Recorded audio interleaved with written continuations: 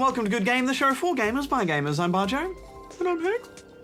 Well, oh, sorry, I'm just a bit distracted this week by this weird tapping game Peter Molyneux put out called Curiosity. I don't know if you'd really call it a proper game when all you do is mindlessly tap and break cubes, but there is a simple joy in just smashing away at billions of blocks. It's basically a massively multiplayer online tapping game where the entire world is tapping away at a giant block to find out the secret at the center.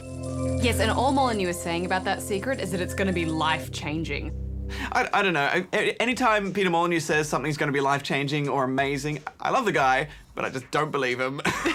It could be a giant troll. There could just be nothing in there when you get to the end. It could be a picture of him just crying into his hands, crying gold coins into his hands. Well, it's time to take a tap break, Hex, because this week we're going to have a look at Black Ops 2. And Agent 47 returns to seek absolution in Hitman Absolution. Wait. But first, can you guess the game for this week?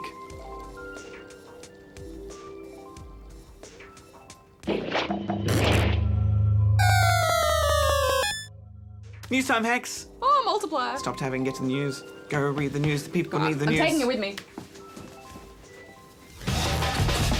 Good game. 7 members of the renowned United States Navy SEAL Team 6 have been disciplined for working as consultants on Medal of Honor Warfighter.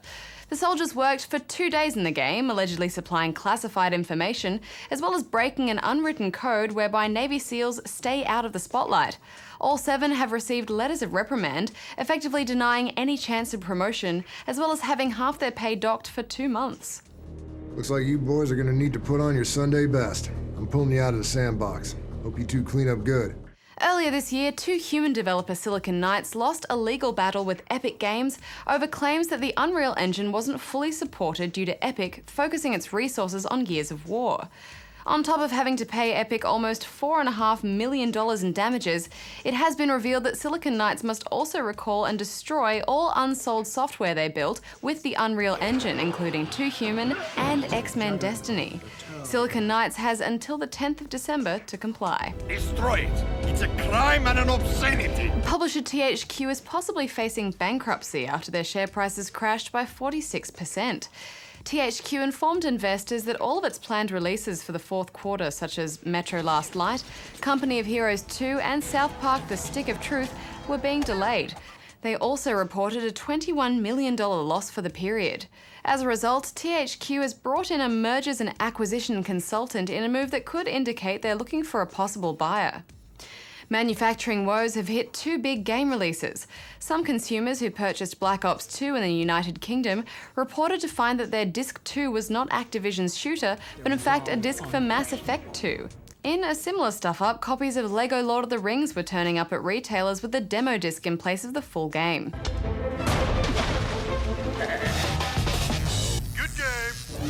I think it's safe to say that the Call of Duty formula is starting to wear a little thin, but Black Ops 2 is here to stop series fatigue setting in and shake things up a bit.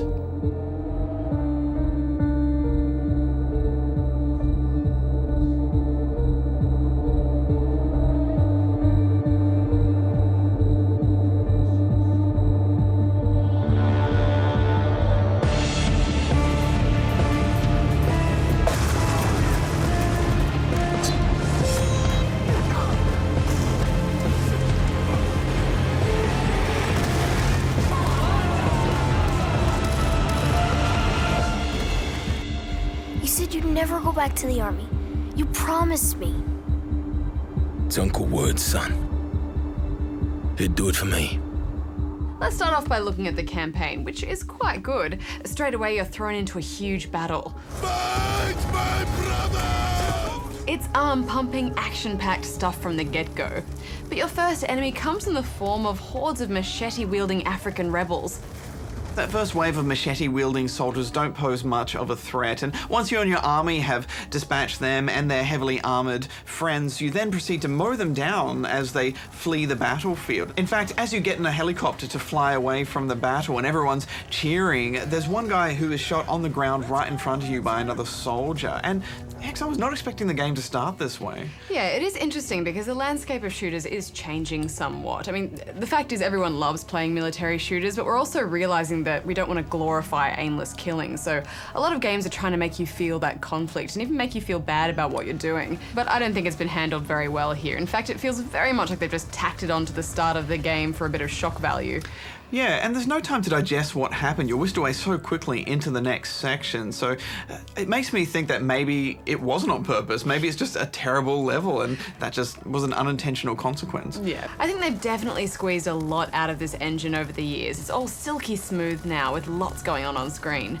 It's still a bit of a mixed bag visually though, isn't it? Some sections look great, like this suction cup level, but then other effects are a bit weak, like these terrible boat explosions. We're coming alongside! But graphics are nothing without gameplay, and you can tell they've really worked hard to try and shake that linear corridor shooter label. Everything from the moment-to-moment action to the story outcomes feels much less linear, and you're even free to customize your loadouts for each mission. You know, I actually enjoyed this campaign a lot more than the previous two CODs because of this. Yeah, me too, and I liked how some mission outcomes aren't set in stone, so you can actually fail some objectives, and those consequences will play out in the story. The storytelling isn't much better than we're used to though. It's also different characters and times and jumping about all over the place, the usual sort of stuff. Towards the end it all starts to piece together quite nicely, but even then I was still a little bit, where's it? Oh. It's not around here, boys. And I think what I liked most was that a few points in the campaign you get to make some significant choices. There are also strike force missions. Yes, now these are a kind of real-time strategy side mission where you can command a bunch of units from a top-down map or take control of any unit and issue orders from there. We're taking casualties! I like the idea of this, Hex, but I never got my head around the strategy side of things. I'd always just jump into a soldier and gun my way through. Yeah, it is a bit messy. I mean, it feels like you need to be doing lots of micromanagement, selecting individual units and moving them and ordering them to fire. The action gets pretty hectic, so it felt a bit overwhelming at first. Enemy soldiers, take them down! I love future-y stuff in my shooters, Hex, and I thought it all worked quite well here. It wasn't too over the top. There are some solid moments of future tech, like crazy climbing gloves and wingsuits, but it's most noticeable in all the scopes that can highlight enemies or detect invisible guys.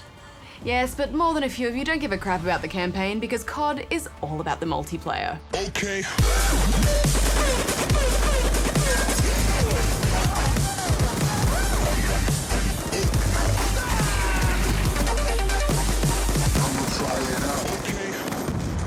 And it returns with a big list of new features. Yes, to start with, there's a new class system that adds point values to everything you select in your custom loadout. This means that while you are limited to how many points you can spend, you're now freed up to create more flexible classes than before. For example, if you never use your secondary weapon, you can now choose not to equip one.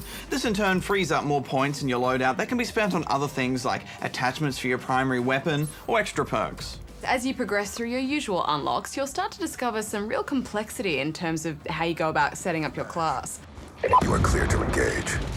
It's almost starting to feel like some sort of FPS RPG, but I think it's definitely a step in the right direction. There's also wildcard slots that affect things like number of perks allowed for each tier or carrying a second primary weapon or piece of lethal equipment. And online, it's that familiar gunplay that we know from Blops. All the controls feel as tight as ever, and there's just something about the way Treyarch handle their movement and weight of things that I actually like a bit more than Infinity Ward's Call of Duties. The moment you hop into these maps, it just feels like Call of Duty. You know where to go, you get a good sense of where the flanking opportunities are, and there's none of those horrible bottlenecks that can really halt a map. I love that French super yacht and the Hollywood Hills mansion, you know, instead of that usual shantytown stuff that we're so used to. Yes, I think I still saw a few slums here and there, Hex, but they all do play well. And there's even a few turrets here and there for you to get behind, although a man's life expectancy behind a turret is not very long. There's plenty of creative new kill streaks to unlock out in the battlefield too. However, in another interesting change, these no longer rely solely on kills.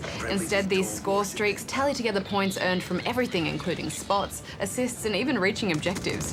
The score will still drop to 0 should you be killed, so you can still play focusing purely on kills, but I don't know, I found this promoted better teamwork and just general sporting community. Yeah, I think it's more fair, and also it means a sniper can't dominate the map. Another new addition is League Play. This is an ambitious-looking competitive mode that plans to pit players of similar rank and skill against one another, with the goal of climbing a worldwide ranking ladder. Yeah, I'm interested to see how this plays out, Badge. I mean, it's kind of like a giant best of the best ladder that adjusts with your skill level.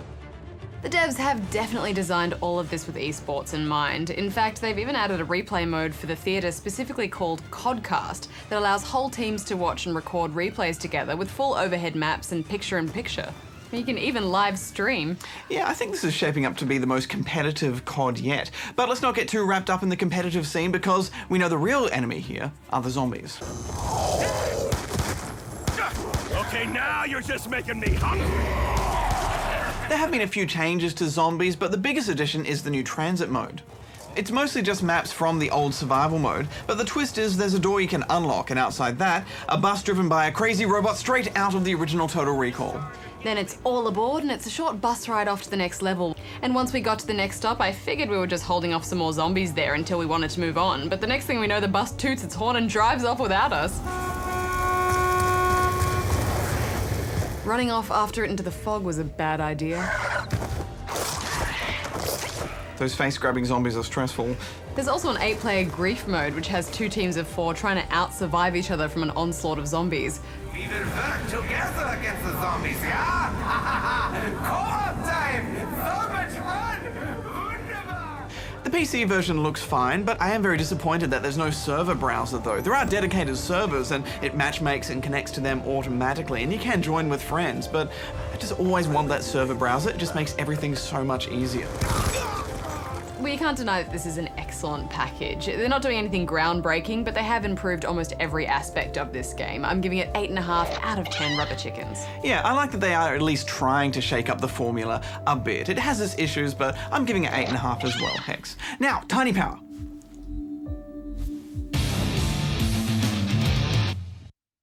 How do I stop feeling this horrible feeling? I could not give 2 shits about your piss and human problems. What?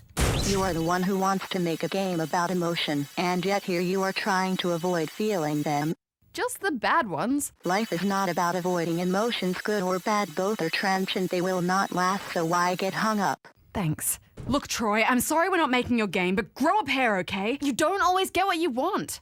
Aaron, you are a bogan. This game is not aimed at you, but my fist will be if you say one more negative word about it. Norm, I know you mean well, but please take me off this pedestal you've put me on. I'm not perfect, but you treat me like I am.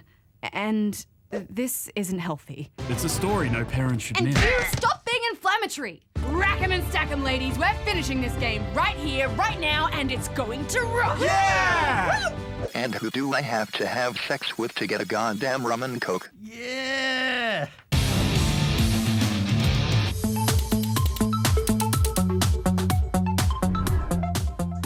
Endless running games are quickly becoming the go-to genre for smartphones. We've seen ones with jetpacks, tiny birds, and even 2D classics rebooted as runners. But in spite of this bloated genre, Punch Quest had so much style I just couldn't put it down, and it's our gratis pick of the week.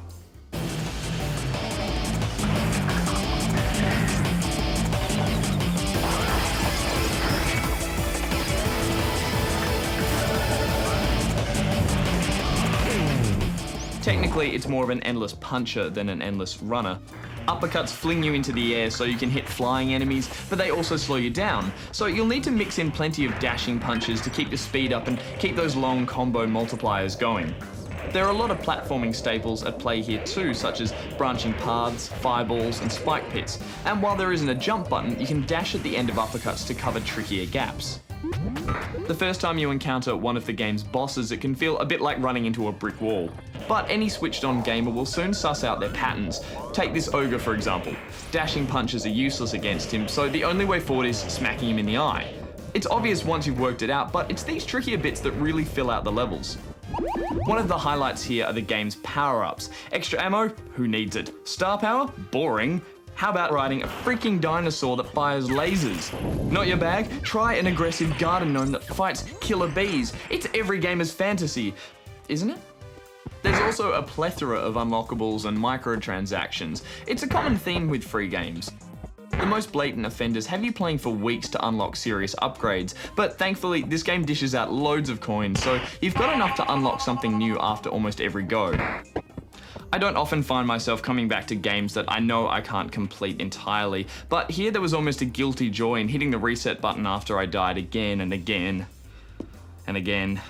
It can be frustrating when you have a bad run and get hit with a couple of bosses in a row, but with practice though, you'll notice little hints along the way that indicate when the paths split, and these hints are a big help. Being able to avoid the bosses and head towards more of the power-ups can really help for big scoring runs. At the end of the day, it's that combo multiplier that has the biggest impact on your score, so you will need sharp reflexes if you're going to master those lengthy strings, because it's just as easy to miss one enemy or take a hit and end your multiplier. It's definitely hard to stand out in a now very cluttered marketplace full of endless runners and score chasers, and while many of these have a small price tag, as far as totally free games go, this one's up the top of the list. It's got a great polished retro style, and it's become surprisingly competitive around the office, so I'm giving it 8 out of 10 rubber chickens. Good game. The Hitman games have always been quite good, but Hitman Absolution is excellent. Captain Surprise, asshole!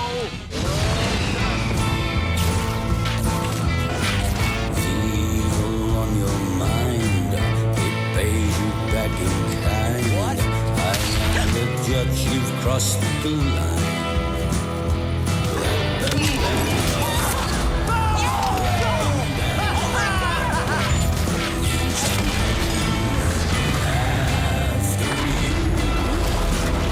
This is what I do. It's good to have Agent 47 back, and in such fine form too. Your first target is your former handler Diana, who went rogue and exposed the agency you work for to the public. You soon learn that she stole a valuable asset, a young girl. Going against everything in the Hitman code, 47 decides to save the girl, and suddenly everyone is your enemy.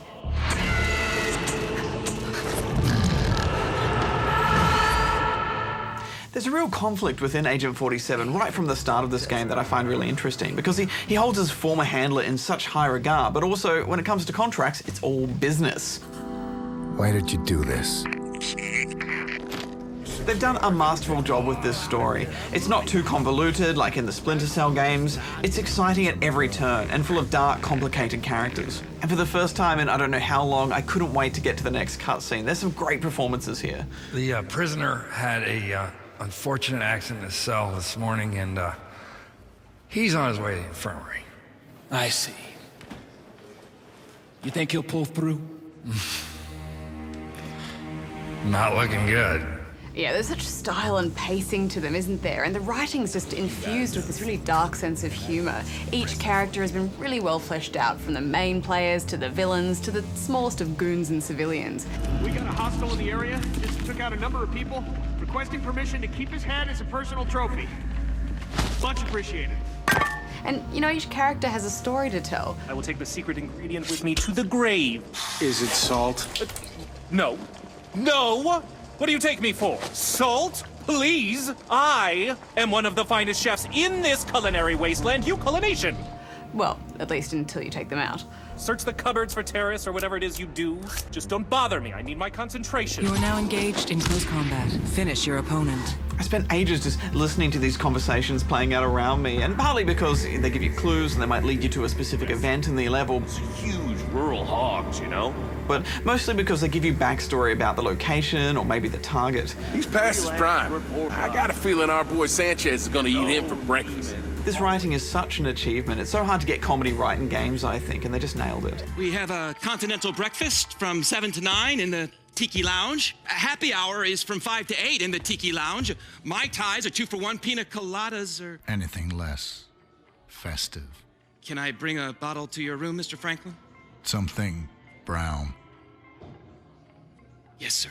Yeah, another thing I think they do well in a game where your main objective is to murder people is to justify it somewhat by making every character in this game utterly despicable.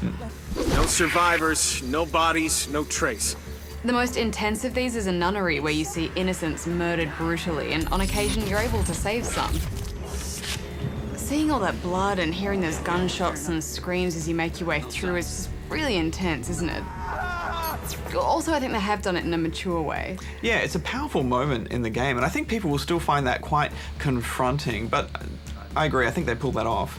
One thing they didn't quite pull off, though, was that trailer they released earlier in the year, Attack of the Saints, which featured sexy nuns. Ugh, that was a terrible choice for a trailer, wasn't it? But look, even the developer spoke out and said that it wasn't their intention to, offend anyone. What they wanted was to make a grindhouse-ish, Rodriguez Tarantino-inspired moment, and religious themes have always been a part of their games. In fact, after the controversy, they apparently tweaked the game to add more context. Look, I get that they wanted to create an impact and keep with a religious theme, but I don't think the nun outfits added anything. I think they just look dumb. I mean, I'm all for a sexy, all-female elite assassin squad, but I just don't see why they had to be in latex Halloween outfits. God bless you. Yeah, the outfits are a bit stupid, but I think if you can get past that, that particular section is one of the coolest moments in the game. And I am glad that that full cinematic actually isn't in the game anymore. And developer IO Interactive have always played with interesting and dangerous ideas at the same time within their games, especially the Kane and Lynch ones. Yes, and unlike Kane and Lynch, Agent 47 is actually a really likable character, and I also like that he has a really clear moral code. Bob will kill me if I tag you. I'll kill you if you don't. In fact, you kind of form your own set of morals as to what you want him to be. Do you just knock out civilians and kill goons? Do you try not to get seen or kill anyone? Do you restart a checkpoint if you have to break into a shootout? The game encourages you to be a better assassin by taking points away every time you're spotted or take someone down. You know, I'm always impressed by a game that encourages you to take the non-violent approach. In fact, the mark of a true assassin is one that no one ever knew was even there. On the other hand, it's often easier to resort to deadly force, so you're always in conflict, and it's very clever that way. I love his walk too. He's so determined and in control of everything that's going on. Plus, I'm a big fan of the improvements to anti-aliasing, so his head no longer has that square shape. He's actually got a proper curved bald head now. bit shiny. Yeah. And the set pieces, heck, so many locations. Chinatown, derelict buildings, an old school hotel, nightclubs, cemeteries, mansions, saloons, and so much more. And they're filled with wonderful little moments that may not actually be about killing a target. The best part is you spend so long in these zones just stealthing about and learning all the routes that you really get the time to soak in all this wonderful detail. It's such a good looking game, isn't it? Yeah, the console version looks nice, but we reviewed this on PC and it is stupidly good looking. Each room feels different and well thought out, and when you switch from one location to another, they often throw you these huge reveal moments, basically saying to you, hey, check this out. Yeah, and they're showing off some pretty impressive crowd technology here too. Models do get repeated a fair bit, but most importantly, the crowds feel alive and they react to your every move. And getting busted in a crowd doesn't go well for anyone.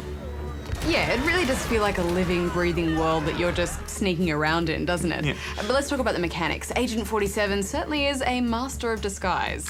Costumes! You are.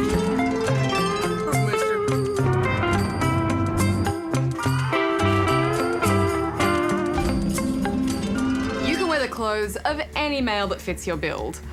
The clever part is, guards won't recognize you if you're dressed as a staff member, but the staff might be suspicious. This means you're always thinking and making choices about fashion. Of course, if you walk somewhere you're not meant to, you'll have to leave or face the consequences. This is a restricted area. I love the way quickly changing your costume can sometimes save your bacon. There's a few wacky ones too. Our personal favorites were the samurai, and hiding in the cane fields as a deadly scarecrow assassin. Every now and then you'll find a costume that covers your face, and this is really where you feel the most powerful, hiding in plain sight, walking amongst the enemy. I love all the comments that the AIs make when they recognize you or spot you crouched down somewhere. What in the hell is he doing? Bending over, are we? Sir, stop acting bizarre or I will have to take action. What sets this stealth game apart, though, is not only the animations for all these models so fluid and believable, but their AI feels sentient, which is something that a stealth game hasn't done in a long time. Whoa. Man, we might have a situation. I'll check the perimeter. Over. There's no hive mind. I mean, if someone busts you, they have to run off to alert guards, or if someone is suspicious of your costume, they might follow you to investigate, giving you a chance to take them down. Hey, you! Let me see your face! This means you can lure them away to deal with them, or just hide and wait it out. I like the different levels of suspicion, and when you are busted and the guards are all on edge, it gets much harder to blend in amongst them. Hold it! Hey, don't you move. I will shoot The spotted notification symbols and static sounds work quite well too. Everything is very clear in this Hitman. What you can interact with, what level of suspicion everyone is, the path that they're going on. And the controls are so much better than their other games. Just slipping around cover and jumping from spot to spot is perfect. Yeah, you can also hold right bumper down and 47 will blend in, and you'll do this a lot. Hey, you the one who took the last donut back at the station? It's a clever mechanic for evading or slipping past groups of enemies unnoticed, and it avoids that whole instant bust panic most stealth games have. You have so many options in the way that you achieve your goal too. The cover system and gunplay is so solid, so you could actually shoot your way out of most situations. It won't be easy, but you can do it, to the point where I'm actually replaying this game now solely as a shooter. But Hitman has always been about retrying levels over and over again and finding all the different ways you can take out an opponent and find all the collectibles, and this one is no different. Yeah, there are many occasions where you could just get a cheap shot into your target and then dash away, but, you know, it's risky and it's much more fun trying to find creative ways to take an enemy down. Unbelievable! You I spent about 2 hours dressed as a samurai hiding in front of a harpoon gun, just hoping my target would walk past, and I never got her.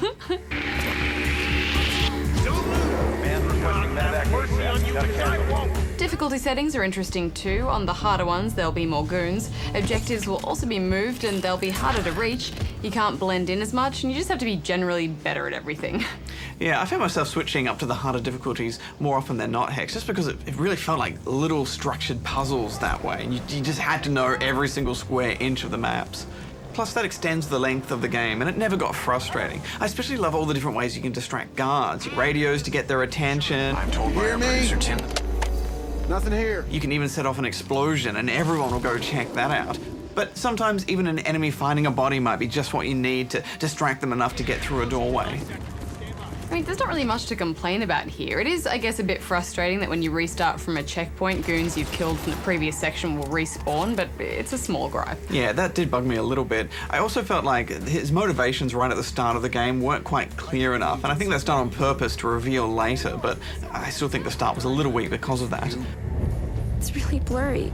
Like, really bad dream. Why? We need to go.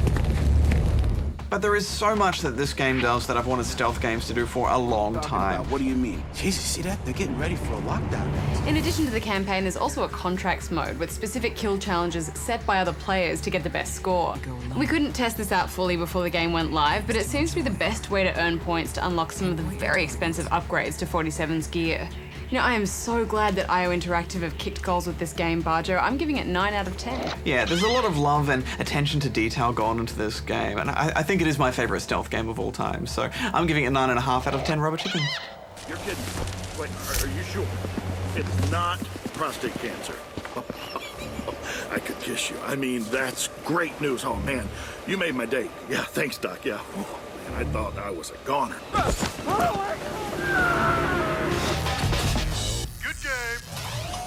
So did you guess the game for this week? It was Elevator Action from 1983. You played as a spy, collecting documents from a 30-floor building and navigating your way around via a system of increasingly complicated elevators. It was hugely popular at the time, and that guess the game came as a special request from a long-time viewer, so thank you. Next week on the show, it's a holiday gone to hell in Far Cry 3. Hey, Nick, where are we again? Island's not on the map. Let's hit it. And we have a look at the cooperative shenanigans of Family Guy Back to the Multiverse. There's some silencers for your weapons so you don't alert the security guards of your presence. And here's some bologna sandwiches. You never know when you're gonna get a hankering for circular meat. Don't forget Spawn Point over on ABC3 this weekend, where Mickey is teaming up with Oswald in Epic Mickey The Power of Two. Goodness, it's a slobber! We better act quickly! Till next time, may all your games be good ones. Hex out. Barjo out. All right, Cube, let's do this. What do you reckon's in the center? I reckon it's going to be a picture of a unicorn riding a hot dog. Well, actually, hackers have dug into the code and they found a link to a video, so I think it's going to be a video of Peter Molyneux just jumping about in his underpants. That would be life-changing. That would be life-changing. Change life for all of us.